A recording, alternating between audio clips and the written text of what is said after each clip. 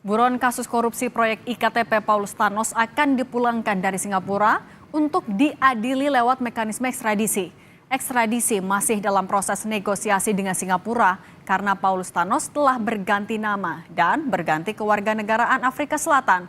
Akankah status yang sudah bukan WNI ini akan menyulitkan ekstradisi Paulus Thanos? Lalu apa pentingnya ekstradisi Paulus Thanos untuk pengungkapan korupsi proyek KTP elektronik? Kita bahas bersama Duta Besar RI untuk Singapura, Suryo Pratomo, dan mantan penyidik KPK Praswat Nugraha. Selamat petang Pak Tommy, Mas Praswat. Selamat petang, Mbak Indi, Pak Tommy. Pak Tommy, mau memastikan terlebih dahulu kalau untuk Paulus Thanos saat ini ditahan di mana, Pak? Menurut keterangan dari pihak penegak hukum di Singapura, yang bersangkutan ditahan di penjara Changi. Jadi memang itu adalah penjara yang selama ini dipakai untuk melakukan penahanan terhadap beberapa orang. Oke, ditahan sejak ditangkap dan akan terus sampai ekstradisi ini selesai ya, Pak? Ya, penetapan pengadilan sesuai dengan permintaan pemerintah Indonesia adalah melakukan penahanan sementara mulai tanggal 17 Januari dan berlaku sampai 45 hari ke depan. Oke, Pak, mungkin juga bisa dibantu jelaskan proses ekstradisi yang sedang diupayakan oleh pemerintah saat ini ke Singapura sudah sejauh mana?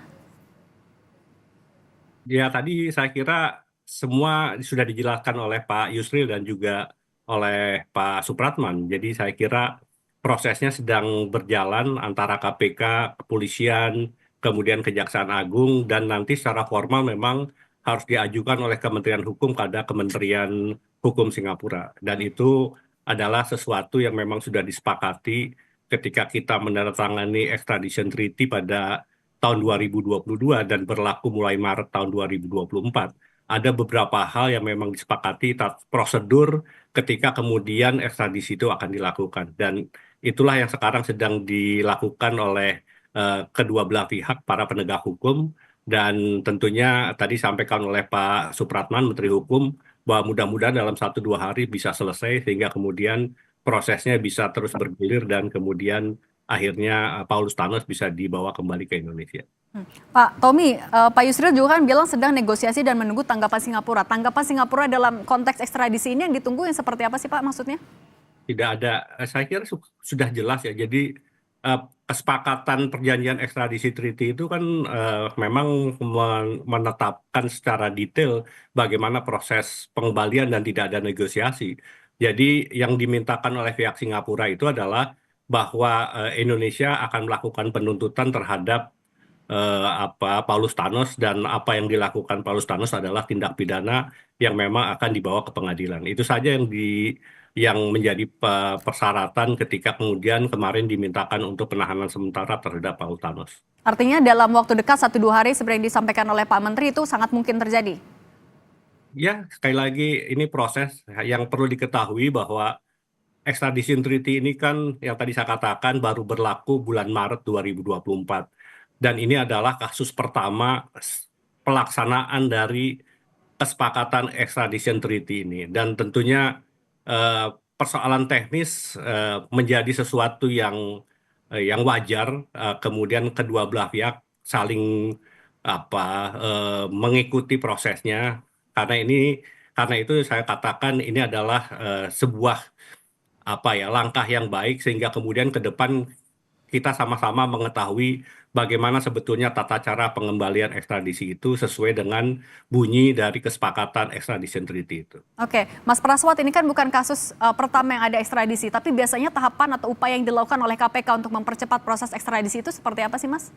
Sebenarnya begini Mbak, secara kronologis 2019 jadi Pak Paulus Thanos ditetapkan tersangka bersama-sama dengan Pak Irman Sugianto, Setia Novanto, dan kawan-kawan. Jadi dari 2019 beliau ini memang sudah statusnya buronan, tapi kita 2021, 2022 kalau nggak salah kita ajukan red notice, sampai sekarang juga belum keluar, dan alhamdulillahnya di 15 Februari 2022 itu ada treaty agreement antara kita sama Singapura yang lalu dilanjutkan dengan Undang-Undang Nomor 5 2023 ya, ditetapkan sebagai undang-undang di tahun 2023. Nah, kita di 2023 itu juga kebetulan terdeteksi posisi si Paulus Thanos ini ada di Bangkok, dan sempat juga tim penyidik datang ke Bangkok untuk berupaya untuk melakukan lokalisir dan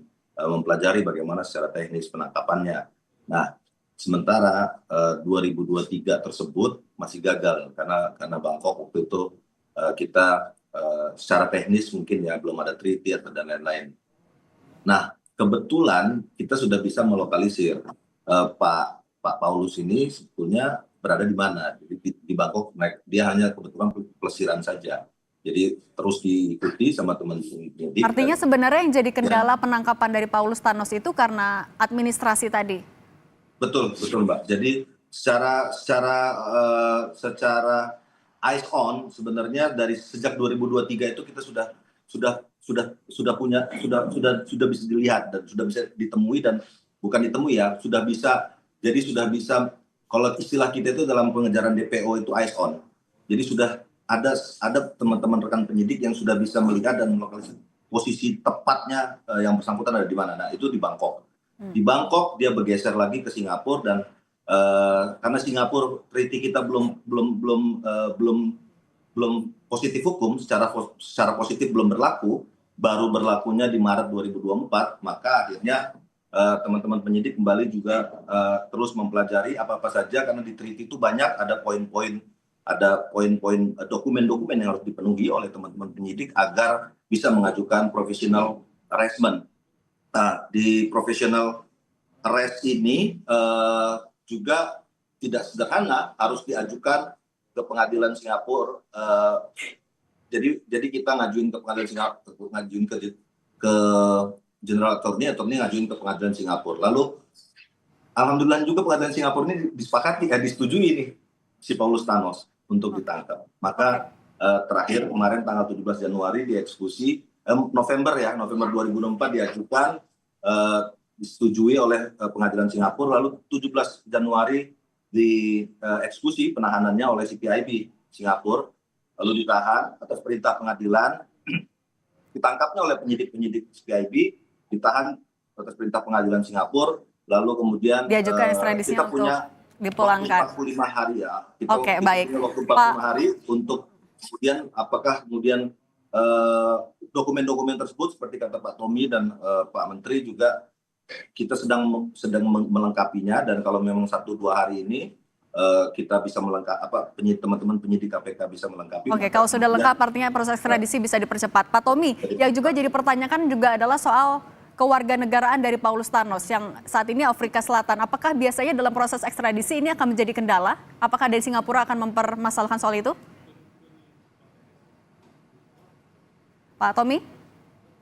Oh, saya kira kalau Singapura, sekali lagi, memang tadi disampaikan oleh Pak Praswat, tahun 2023 yang bersangkutan pernah masuk ke Singapura, dan ketika itu memang ada permintaan dari pimpinan KPK untuk berkoordinasi dengan pihak Singapura untuk melakukan penahanan, tetapi ketika itu pihak imigrasi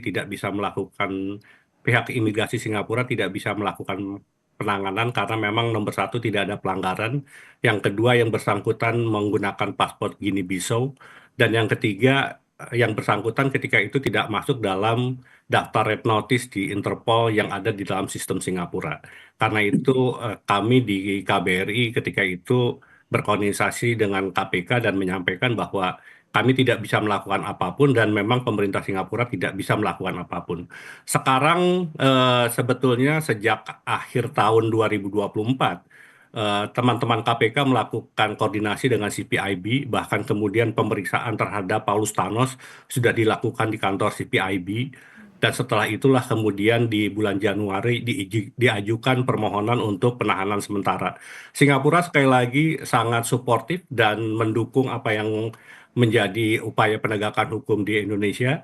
Dan tentunya sekarang yang memang di pemberitaan di Singapura disampaikan bahwa pengacara Paulus Thanos memang mengajukan permohonan kepada pemerintah Singapura bahwa yang bersangkutan menggunakan paspor diplomatik dari Guinea-Bissau, tetapi disampaikan oleh pihak Singapura bahwa yang bersangkutan tidak mempunyai kekebalan politik karena tidak pernah mendapatkan persetujuan dari Kementerian Luar Negeri Singapura bahwa yang bersangkutan adalah seorang diplomat yang memiliki kekebalan hukum. Jadi saya kira prosesnya seperti sampaikan tadi Pak Praswat, Singapura sangat mendukung apa yang dilakukan Indonesia dan komunikasi antara teman-teman KPK, CPIB, kemudian Kejaksaan Agung Indonesia, Kejaksaan Agung Singapura itu berjalan sangat baik dan saya kira proses ini kita tunggulah bagaimana selanjutnya dan saya kira Pak Yusril sudah menyampaikan ketika terjadi tindak pidana yang bersangkutan masih menggunakan masih warga negara Indonesia dan kita juga belum tahu ketika Paulus Thanos itu melepaskan kewarganegaraan, prosesnya benar atau tidak. Jadi saya kira kita mempunyai posisi yang kuat untuk mengatakan bahwa Paulus Thanos adalah orang yang dulu adalah warga negara Indonesia dan kemudian melakukan tindak pidana di Indonesia. Oke, artinya kewarganegaraan ini tidak akan berdampak pada ekstradisi. Mas Praswat, apabila kita punya posisi yang kuat untuk mengekstradisi Paulus Thanos, tapi sebenarnya seberapa signifikan ekstradisi ini akan membuka kasus IKTP ini semakin besar lagi?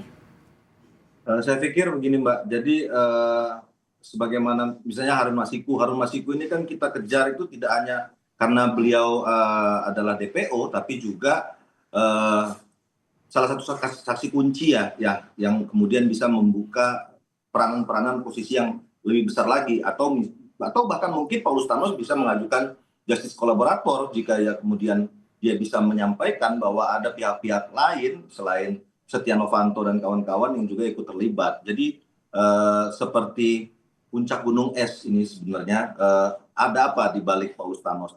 Dia memberikan uang ke siapa saja misalnya, contohnya sederhana itulah. Nah ini harus disampaikan, harus kita buka kotak Pandoranya. Selama dia masih menjadi status buronan, ini nggak bisa dilakukan oleh KPK. Maka KPK merasa perlu sekali untuk mengajukan ekstradisi ini dan secara hukum, alhamdulillah sejak 2022 itu 15 Februari kita sudah punya treaty agreement untuk ekstradisi dan sudah diundangkan juga di Indonesia Undang-Undang 5 2023 dan sekarang saya pikir tinggal nunggu secara teknis saja administrasi dokumen, apalagi Pak Dubes juga sudah siap standby di sana, jadi anytime dokumen oke, kita fulfill. Bisa kita pulangkan dan segera diproses di Indonesia. Jadi pertanyaan-pertanyaan kenapa dia diekstradisi padahal dia status warga negara yang sudah berubah itu saya pikir tidak relevan karena dilakukan di Indonesia tindak pidananya dan si Paulus juga pada 2019 pada saat dia melaksanakan tindak pidana itu dia adalah status warga negara dan dia juga berpindah warga negaraannya dalam keadaan buronan, jadi dalam kondisi yang tidak normal. Jadi juga harus misalnya andai kata benar dia diberikan status diplomatik ataupun kekebalan diplomatik oleh Guinea-Bissau di Afrika Selatan, justru Indonesia makin meyakinkan diri kita bahwa memang posisi dia mendapatkan kewarganegaraan dan apapun itu status diplomatiknya itu atas dasar di bawah kondisi dia adalah buronan. Jadi itu sudah tidak bisa diperdebatkan lah, Mbak. Oke, baik. Mas Praswat, ex-penyidik KPK dan Pak Tommy, Duta Besar RI untuk Singapura, terima kasih sudah berbagi di Kompas Petang. Sehat selalu semuanya. Terima kasih Mbak Cindy, terima kasih Mas Pak Tommy.